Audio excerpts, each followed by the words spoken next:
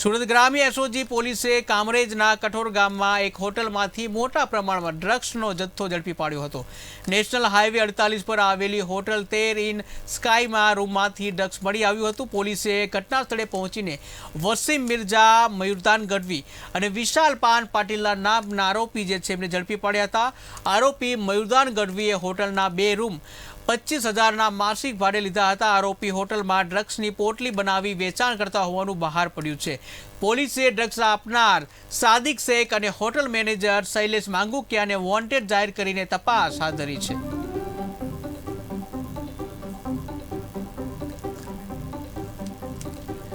તો સુરતમાં કે જ્યાં સુરત ગ્રામ્ય એસઓજીએ મળી મોટી સફળતા કે જ્યાં મોટા પ્રમાણમાં ઝડપાયો હતો ડ્રગ્સનો જથ્થો। તો સુરતની ઘટના કે જ્યાં ગ્રામ્ય એસઓજી જે છે એને મોટી સફળતા મળી છે, જ્યાં મોટા પ્રમાણમાં જે છે ડ્રગ્સનો જથ્થો જે છે એ ઝડપી પાડવામાં આવ્યો છે। તો પોલીસે 3 આરોપી છે એની ધરપકડ કરી છે। તો સુરત ગ્રામ્ય એસઓજી છે એને મોટી સફળતા મળી છે અને 3 આરોપી છે એની ધરપકડ કરવામાં આવી છે।